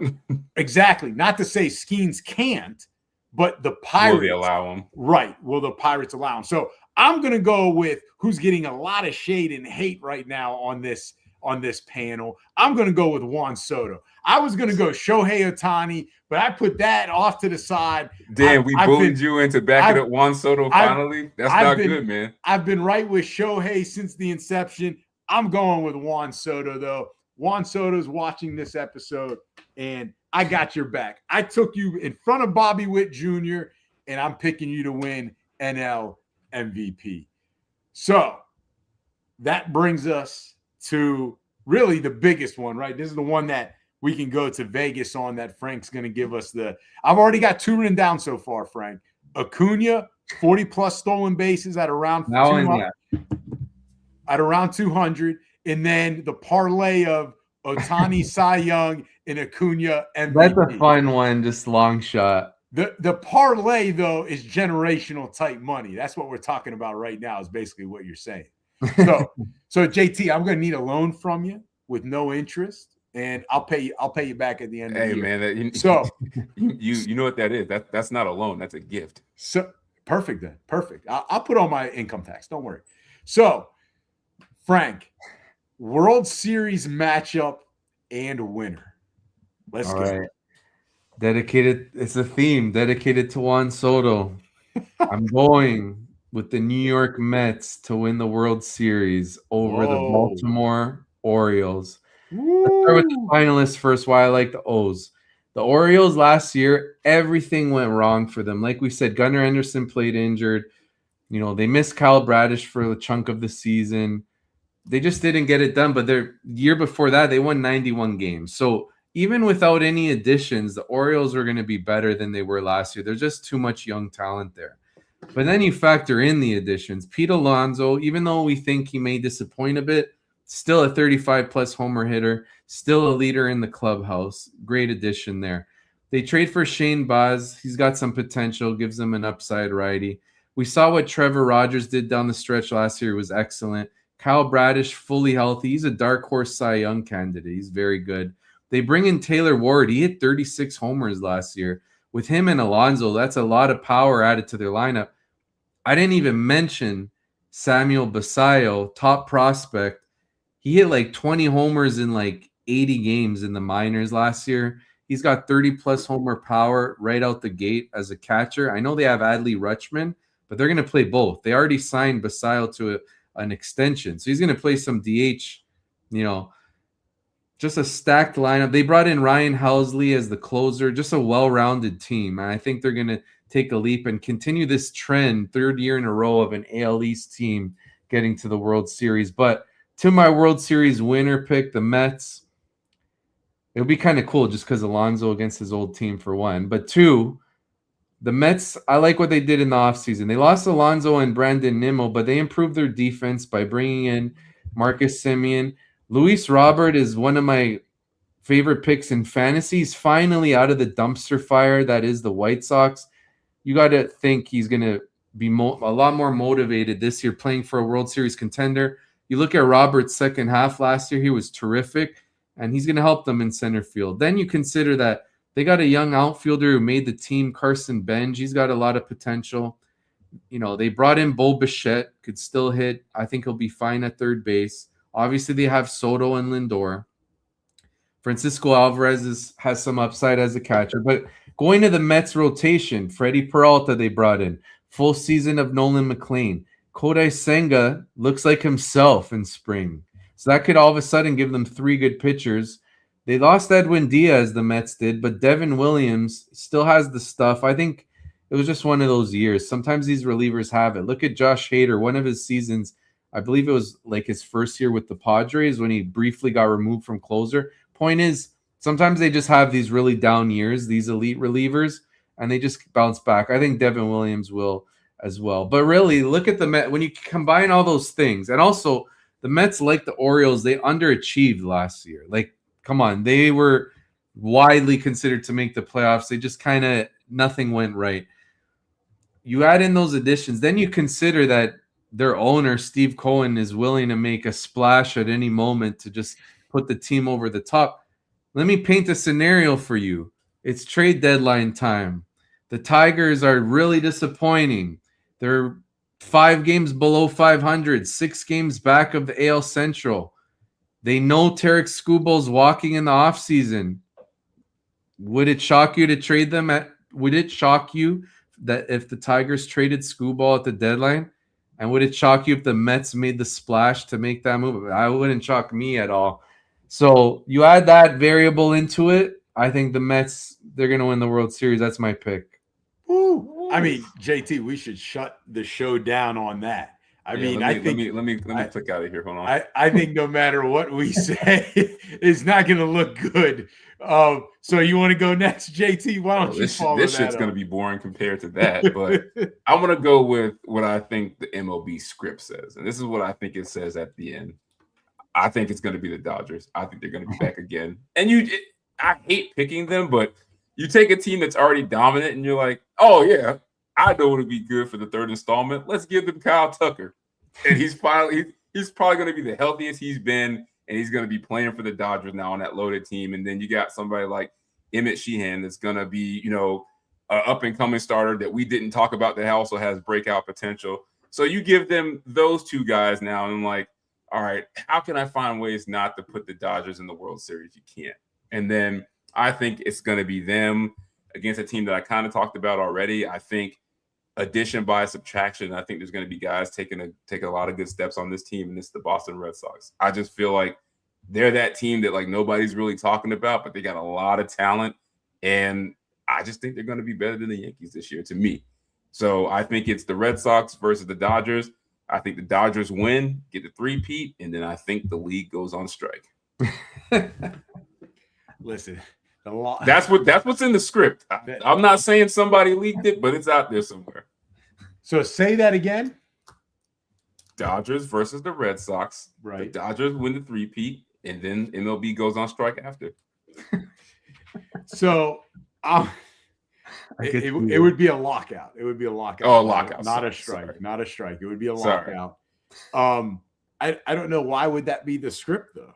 But anyway, I'm gonna go with I'm gonna keep. You never seen the Dark Knight trilogy? You end at a high and just cut it off. No more fourth movie. No more spinoffs. That's it. They're just done. Never a World Series ever again. No, never again. So I'm gonna go with the Mariners out of the AL. I think they may be the best team. I think the Royals will give them a run for their money. I think there's some other teams in there, but I think the Mariners make that Blue Jay type of run from a year ago. And I'm going to go with the Padres. I think while they may have to get in a dogfight with the Dodgers and get out of that division, but I'm going to go with the Padres. I've done it before and I've been burned by them. And so I'm going to go back to the oven and touch the stove and probably get burned again. But I'm going to go Mariners versus Padres, unconventional World Series. I'm going to go with Mariners winning it all. I think they're the best team. I think they're the best team in the AL. They're going to have the AL Cy Young Award winner as well, as I mentioned earlier. So Mariners, Padres. Frank had a rematch of the 1969 World Series, Mets, Orioles, and JT had Dodgers, Red Sox. Kind of the two of the blue bloods. So great picks there. So we've got real quick, we're going to go through Forget About It or Fugazi. Again, we're going to read a statement. If you agree with it, Frank, it's Forget About It. If you disagree with it, you're going to say Fugazi. Does that make sense? Yep. All right. So, JT, I hope that makes sense. It's only like the 100th time, you're doing it. So, the WBC is now the best non-regular season event in sports. For me, I'm going to go Fugazi with that. I still like, I'm going with the Canadian thing, Olympic hockey. I like a little better. I like World Cup soccer better than that. And that's this summer. That's going to be great. So as much as I enjoyed the World Baseball Classic, as much as it's on the rise and it's looking like a tournament that's going to continue to grow in popularity and prestige, I'm going to say Fugazi. So a couple things there. Love the way Frank says Fugazi, right? Like that's it. Just kind of. I had to try to. Yeah. You got a little bit of accent in there. Hey, love that. Love that. Two, I'm gonna go and say Fugazi as well. I had this exact same thing. Like I'm not sure. Like it's great and it's exciting. It's just not the best, right? Olympic hockey, World Cup. Those were the two examples I had. And then the other thing I want to say to you, Frank. The Olympic hockey, is it still great for you even though you lost to the US? Oh, that was a brutal loss, man. Oh, you all right? I you all right? So much shit on that. I got I had to throw that in there. No, you have to. I know Canada outplayed, but USA won, so you get to flaunt. Listen, I mean, Dominican Republic in baseball, Canada and hockey. I feel like they're both a little salty because they were like, well, we know who the better team was. All right. They were. You know what I see on that scoreboard is the U.S. won. So I don't know. The thing is, I think back to the Euro Cup in soccer, Italy won back-to-back penalties to win the tournament. They beat Spain in penalties and they beat England. And the Spain game, Spain was kind of all over them. we're all celebrating. So we can't do that and then like say, oh, the better team. No, we lost. Like, no. But I get it. Like, yeah, Canada played great, but you got to let you guys Americans enjoy the win. Yeah, and I think that's the tough thing about a one-game tournament, right? If it's best of 7 and that's the way it was, then then we probably know who may end up winning. At least maybe in hockey. I'm not sure in baseball. Would it depend on who we could pitch out there? But JT, put that comment back up because I've had this conversation with our guy at 88 Cuddy. He says Fugazi, WBC is still a joke, if not true countrymen. Listen, that may be true in a sense, but if you look at some of the other sports, they always allow some lineal descent down the line. Now, does WBC stretch it? Sure, of course. Like, they've got to have a tournament, but I don't think it takes away from – I mean, when you look at, like, guys like Pasquantini, Caglianone, like, I mean, to me, there's some lineage there. Like, I don't think that there's anything to like. There's something to all of that. Like Wells situation, but like down the line, there's something there. I mean, that's just like that is that could be that person's heritage because I think Bogarts plays for who? The Netherlands. Like I mean, so. I'm not sure, Frank, you would probably know better. Like, is he originally from there or was he more of a descendant of it? So, like, because that brings up a good point. A lot of people felt like, how is this guy playing for this team? I think a lot of the Netherlands players are from Curacao or Aruba, like the former, like, or no, they're still affiliated. Like, they're still part of Netherlands. Mm-hmm. Yeah. Because Curacao, I thought at one point had a team. Yeah, I know. I tweeted it. I thought like they should have their own. No, like I don't know. Like in Netherlands, like on the mainland, they don't really watch baseball. I feel like. But I think it's just great for the sport. I mean that is how I think you grow the sport, right? I mean, basketball in a sense was grown by a lot of Americans, going over and coaching different things. Because like you could say, well, does the coach also need to be that nationality? Like I don't really think that's the way it works in the World Cup. Right. Like, and 88 Cuddy, like to what Frank alluded to earlier in the show, see a little bit more of a 4 nations kind of cup deal or baseball thing that could maybe happen during the All-Star break. So Frank had mentioned that earlier, which is a really good idea, would be a good change. So JT, forget about it or Fugazi?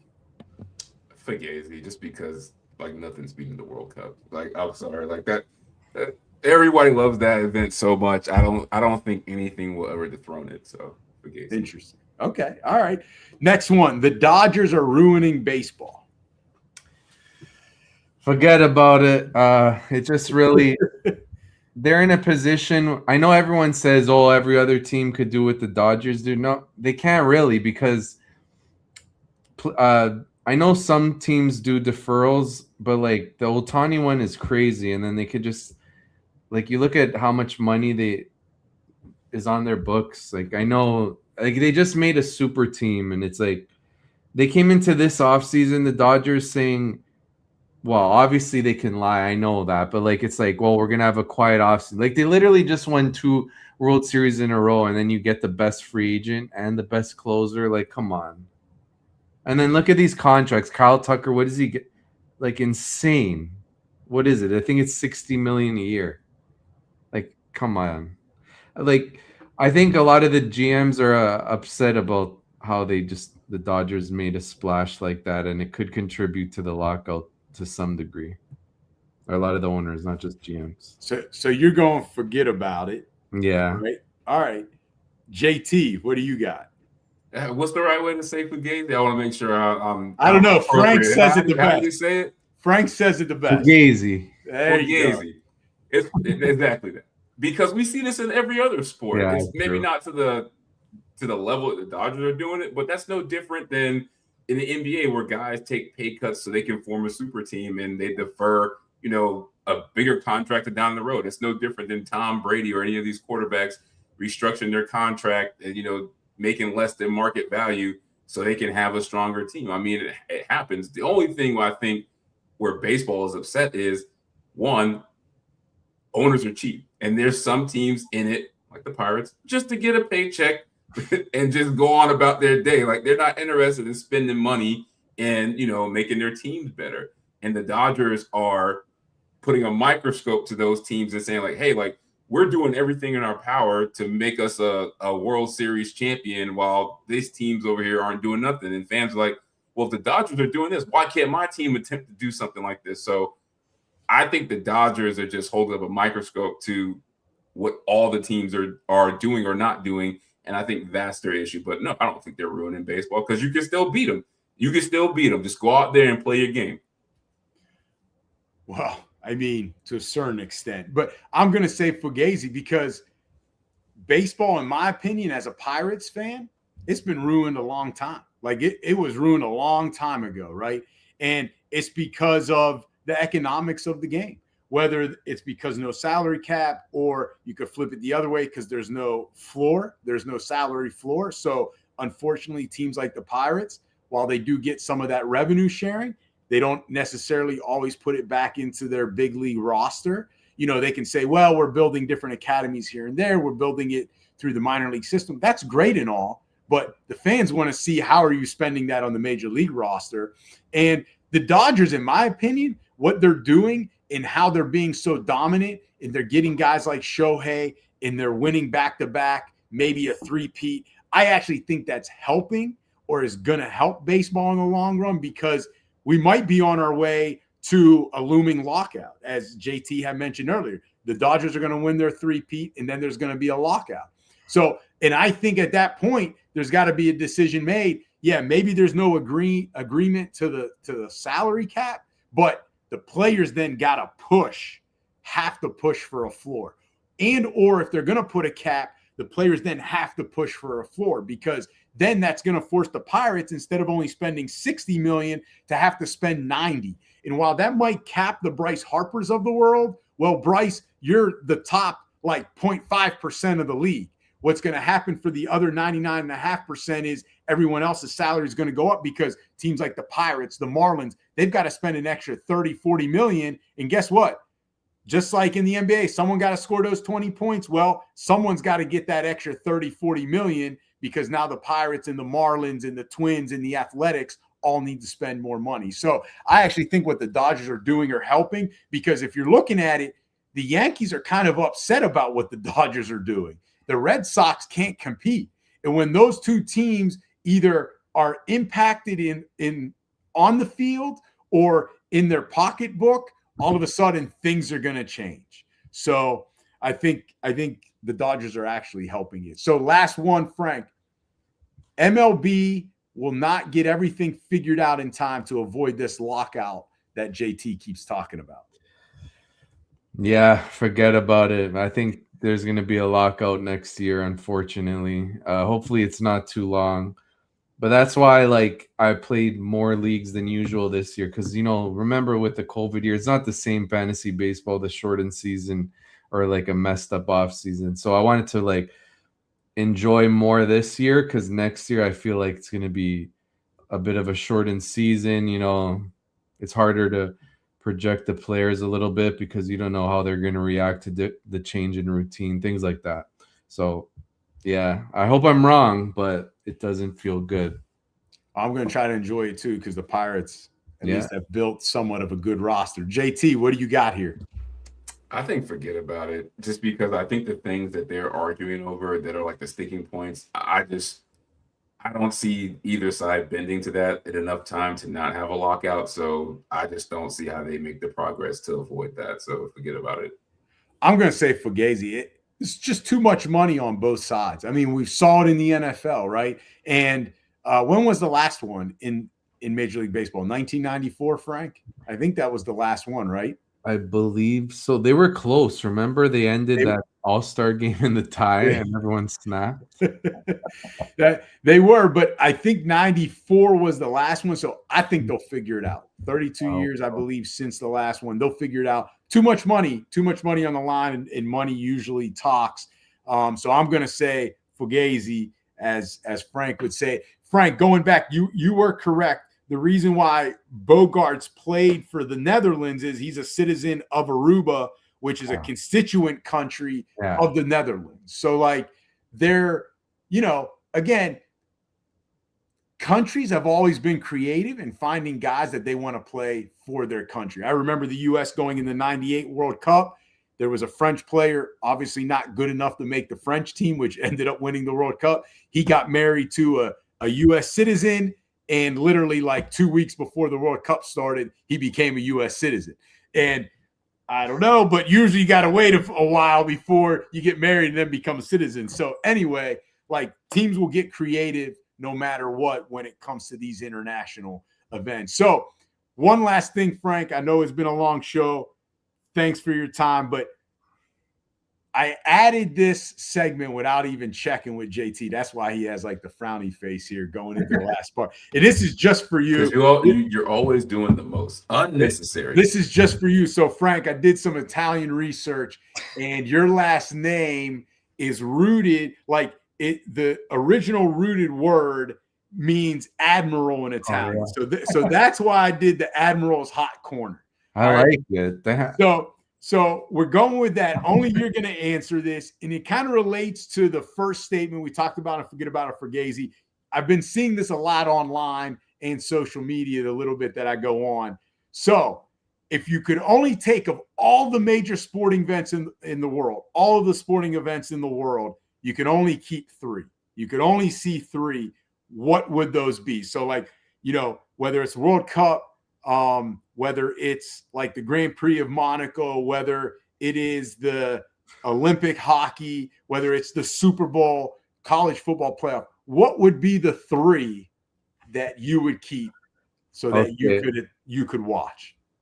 This is hard because I'm a huge sports fan, obviously. But, okay, we got to stick with the 2 sports I cover most and that's going to be baseball and football. So I got to watch the football NFL playoffs, and I got to watch MLB playoffs, especially the last one. What a run that was. Even with the Blue Jays losing, it was so much fun to watch.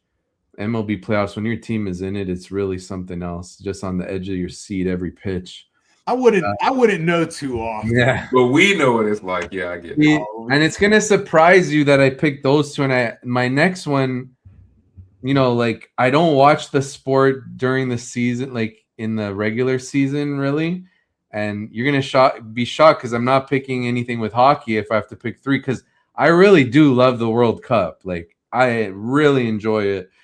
I don't have a team that, like, in a domestic league, in the MLS or Italian league, whatever. Yeah. But when it's the World Cup, it's just so fun to watch. And up here, we cheer for Italy. We cheer for Canada too, but like, we grew up in a community with so many Italians. So like since we were kids, we're cheering for them. So it's always a lot of fun when they win. There's a big party kind of thing. So I got to pick the World Cup, and should be a great tournament. And speaking of Italy, hopefully they qualify, because if they miss again, that's disastrous. And they play Thursday. So the first.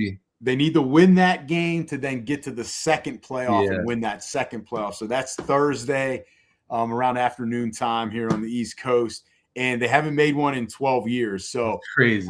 Hopefully they can get there. They can get there, but we will see. So JT, we'll save that question for us to another time, because that's just the Admiral's Hot Corner.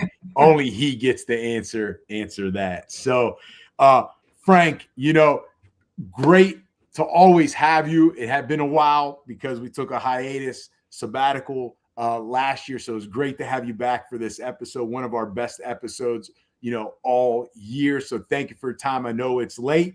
And to the fans and listeners out there, please remember to subscribe to JT and the Don All Sports Podcast. We can be found on all the major platforms, wherever you find all of your other favorite podcasts. And we are presented by Give Us a Shot Network. And remember, if you like what we do, leave us a 5-star review. And JT, if you don't like what we do, leave us a 5-star review. And remember, you can follow us on social media. Our handle, JT and the Don. We can be found on Instagram, X, Facebook, and TikTok. So Frank, thank you again. If you want to share any of your info where our listeners can find you, please go ahead. I mentioned earlier some of the things that you do, but please feel free to add to all of the other things that you do. Yeah, so thanks for having me on. It's always a pleasure. Like I said, you're my favorite show to come on. It's a pleasure. You could follow me on social at Ammirante TFJ. I'm most active on X. Tried on the other two, but it's honestly hard to be active on all these platforms, to be honest with you. So I'm really active on X, fantasy advice, betting takes. You could see my work, Rotoballer, Fantasy Pros, lineups, starting with Action Network, lots of different sites, but really excited for the season. Thanks again for having me on, and look forward. Maybe during football season, we'll have a show like this too. I'd love to come back. Well, we've had you on before for the fantasy football stuff, and that's been great. You got to help me a little bit more, though. I need a little bit more from you. It's been rough. It's been rough. So, but no, thank you very much for your time. We appreciate it. A long show, so thank you very much. Great info, and we'll definitely be asking you to come back for that fantasy football show, and maybe like a midsummer kind of review of the first half of the baseball season and a preview of the second half. So love to have you on for that. So JT, as always, man, great episode, and until the next episode, see ya. Peace.